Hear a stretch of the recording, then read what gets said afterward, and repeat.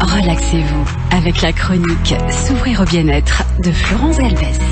Florence Galbès, bonjour. Bonjour Cyril. Pâques vient de passer, on va parler de quelque chose qu'on aime tous, le chocolat. Oui, le chocolat est riche en magnésium et il permet de combattre la fatigue, le stress et l'anxiété. Mais comme toutes les bonnes choses, le chocolat doit être consommé occasionnellement. En France, nous consommons 380 000 tonnes de chocolat par an. Alors Florence, quelle quantité de chocolat on peut manger par jour? Déjà, il faut bien choisir son chocolat. Il doit contenir au moins 60% de cacao et la quantité conseillée est d'environ 40 grammes par jour, soit 3 ou 4 carrés d'une tablette de chocolat standard.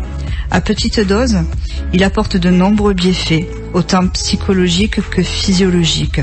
De plus, s'en priver totalement pourrait provoquer une frustration, car le chocolat reste un aliment qui fait plaisir. Alors Florence, on aime tous le chocolat, quels en sont ses bienfaits?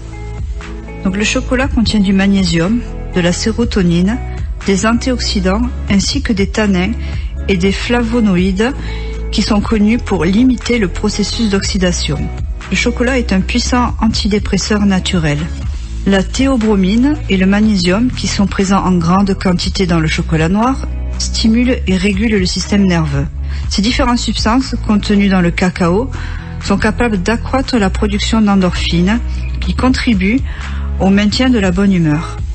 Le chocolat permet la diminution du risque de maladies cardiovasculaires grâce aux flavonoïdes comme la catéchine et l'épicatéchine qui stimulent la fabrication d'acide nitrique par l'organisme. Le chocolat a une action qui limite l'apparition du mauvais cholestérol grâce à la présence de polyphénol et il participe à la prévention des maladies artérielles chroniques. Il combat aussi l'insomnie et favorise le sommeil grâce à sa sérotonine et à son magnésium. Donc le chocolat Florence, c'est bon pour le fonctionnement du corps et du cerveau. C'est ça.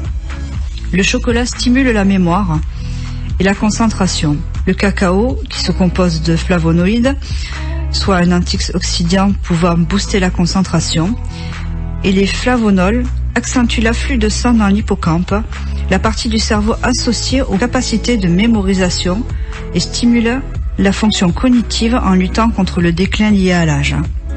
Mais aussi, grâce à sa teneur en théanine, qui est un acide aminé, qui joue un rôle positif dans la relaxation et l'attention. Le chocolat est également connu pour ses bienfaits sur les sportifs. En réduisant le stress, le chocolat diminue également la montée du cortisol, qui est responsable des crampes et des baisses de performance.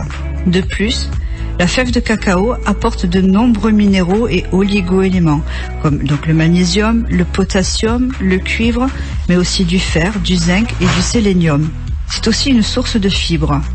N'hésitez pas à le choisir aux épices ou avec des noix, des noisettes ou encore des fruits secs pour optimiser ses effets protecteurs et reminalisants. Florence, quels sont les méfaits du chocolat?